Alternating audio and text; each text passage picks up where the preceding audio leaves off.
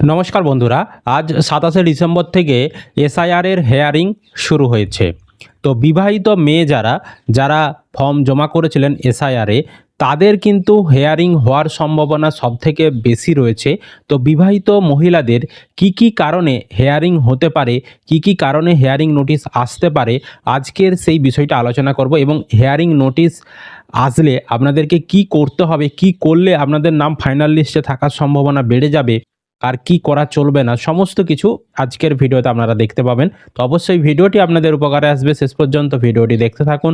চ্যানেলে নতুন হলে এই ধরনের খবরের আপডেটগুলো পাওয়ার জন্য অবশ্যই চ্যানেলটিকে সাবস্ক্রাইব করে রাখবেন। বন্ধুদেরকে ভিডিওটা বেশি বেশি করে শেয়ার করে সকলকে খবরটি জানতে সাহায্য করবেন।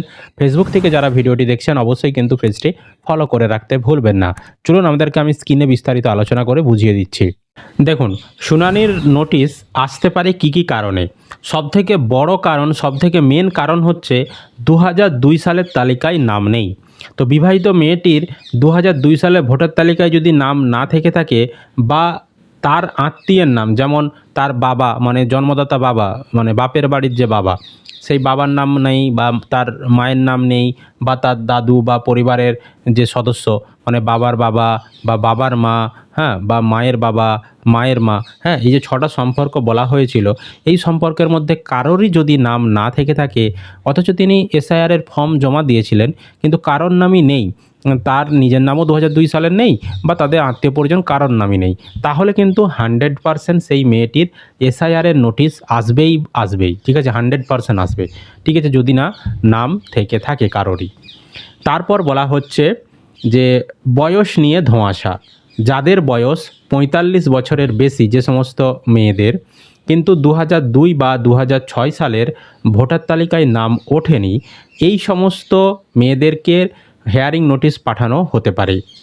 তো আরেকটা জিনিস, এটা কেন এটা এরকম সন্দেহ মনে হচ্ছে কমিশনের, যে কেন হেয়ারিং নোটিশ পাঠানো হবে না, কমিশনের সন্দেহ যাদের বয়স এখন 45 বছর, তাদের 2002 সালে 18 বছর হয়ে গিয়েছিল, তাহলে তাদের নাম তো 2002 এর লিস্টে থাকার কথা ছিল, কিন্তু কেন নেই, সেই কারণে হেয়ারিং নোটিশ আসার সম্ভাবনা রয়েছে।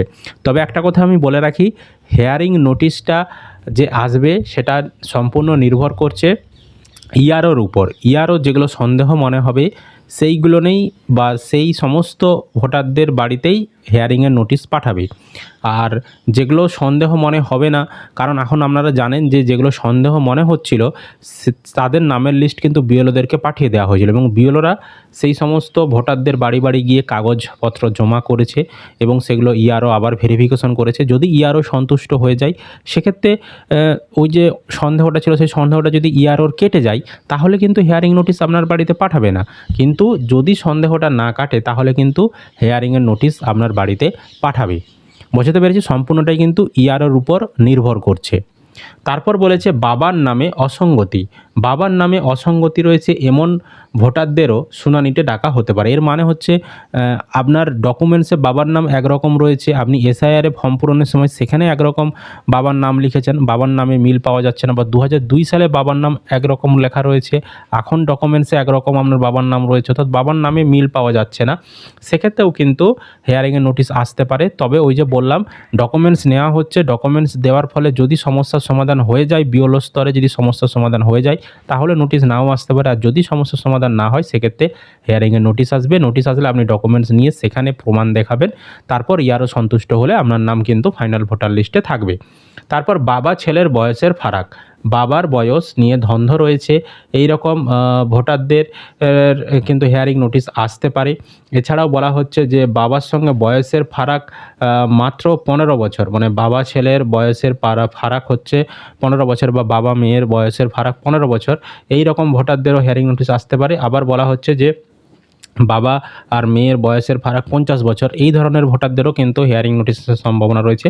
তবে এগুলো ওই যে আমি আবারও বলে দিচ্ছি, বারবার রিপিট করছি বিষয়টা, যে সম্পূর্ণটাই কিন্তু ইয়ারের উপর নির্ভর করছে। তিনি যদি ডকুমেন্টস দেখে সন্তুষ্ট হয়ে যান, তাহলে নোটিশ নাও আসতে পারে।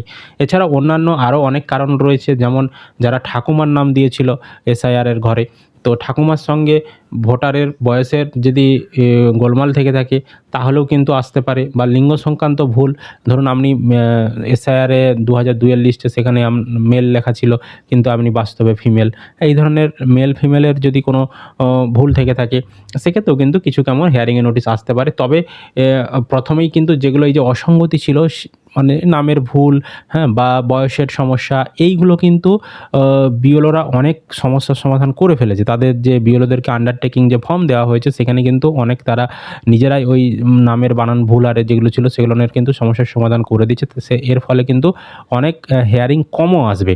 তবে 100% হিয়ারিং কাদের আসবে? যাদের নাম 2002-এর ভোটার লিস্টে ছিল না, বা যাদের আত্মীয়ের কারোর নাম 2002-এর ভোটার লিস্টে ছিল না, তাদের কিন্তু 100% হিয়ারিংয়ের নোটিশ বাড়িতে আসবে। এছাড়াও আরও কিছু এখানে তথ্য বলা হচ্ছে যে দেখুন হিয়ারিংয়ের নোটিশ কাদের আসতে পারে, ভোটারদের যেগুলো সন্দেহ হচ্ছে, কী কী কারণে সন্দেহ হচ্ছে সেই কারণগুলো এখানে পয়েন্ট করে দেওয়া রয়েছে। যেমন 1 নম্বর পয়েন্টে বলা হয়েছে বাবার নামে যাদের ভুল রয়েছে, ত্রুটি। এছাড়াও বহু ভোটারদের বাবা মায়ের নাম এক, হ্যাঁ, বাবা মায়ের নাম এক দেখিয়েছে, মানে তার প্রকৃত বাবা মা হয়তো সে নয়, অথচ তাকে বাবা মা দেখিয়ে দিয়েছে অনেকে, দিয়ে এসআইআর ফর্ম পূরণ করে নিয়েছে, তাদেরও কিন্তু নোটিশ আসতে পারে। এছাড়াও একই পিতার 6-এর বেশি সন্তান, একজন বাবার 6টার বেশি সন্তান রয়েছে, সেই সন্তানরা এসআইআর ফর্ম পূরণ করে, হ্যাঁ, বাবা দেখিয়েছে, মানে একজনকে বাবা অনেকেই দেখিয়েছে, অনেক ভোটার, তাদেরও কিন্তু আসতে পারে।